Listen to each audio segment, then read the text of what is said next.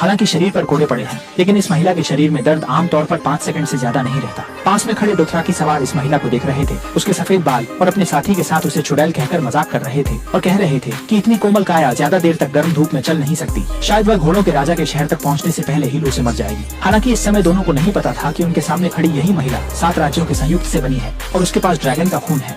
पाची छन रेंचन पास खड़ी आदमी लोकसभा में आकर उसने सबके सामने डैनी के कपड़े फाड़कर उसके शरीर की ठीक से जांच करने की तैयारी की। हालांकि काव की हरकत को डैनी ने तुरंत रोक दिया। इंगलिंग ने रोका और जोर से डांटा, ये तो टेंगेरियन परिवार की इकलौती वारिस है, तूफान में जन्मी रानी। जो कोई भी अगर उसने मुझे छूने की हिम्मत की तो मैं उसे चिथड़े चिथड़े कर दूंगी। पर हैरानी की बात यह है कि डैनी की बात का कोई असर नहीं हुआ, जिससे सभी लोग जोर से हंस पड़े, क्योंकि इस महाद्वीप पर उसके पास कोई अधिकार नहीं था। वो बस एक साधारण सा ड्रैगन था। फिर डैनी ने कहा कि उनके स्वर्गवासी पति ड्रोगो भी एक मोलोकाराउस थे। सामने वाले अचानक से आदर करने लगे, क्योंकि भले ही डैनी का पति मर गया था, लेकिन मोलोकाराउस की विधवा को छुआ नहीं जा सकता था। जब डैनी को लगा कि सामने वाला उन्हें छोड़ देगा, तब एक और बड़ी विपत्ति आ गई, क्योंकि डैनी काराओ की विधवा थी। उन्हें जिंदगी भर मावांगचेंग में विधवा के रूप में रहना चाहिए था, लेकिन उन्होंने दूसरे स्थान पर भाग जाने का निर्णय लिया। इसके बाद प्रमुख काराओ ने अन्य सभी काराओं को एकजुट कर दिया।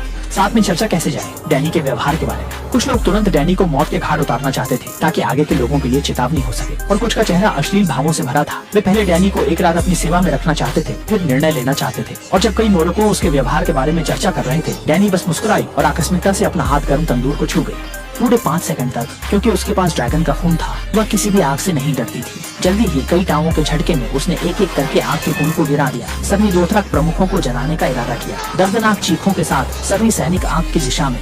उनके लिए आश्चर्य की बात थी कि उन्होंने आग की लपटों से एक सफेद बालों वाली नग्न महिला को बाहर आते देखा, और वह थी डैनेरिस। तुरंत ही सभी लोग सामने के दृश्य से स्तब्ध रह गए। उन्होंने माना कि डैनेरिस स्वर्ग से आई कोई देवी है। सभी घुटनों के बल बैठ गए और वफादारी की कसम खाई। इस तरह शुरुआत में जो महिला डोथराकी सैनिकों द्वारा मजाक उड़ाई जा रही थी, उसने अंत में 1 लाख सैनिकों को अपनी सेना में सम्मिलित कर लिया और विशाल ड्रैगन ड्रोगन पर सवार होकर अपनी सेना का नेतृत्व करते हुए अपने क्षेत्र में लौट आई।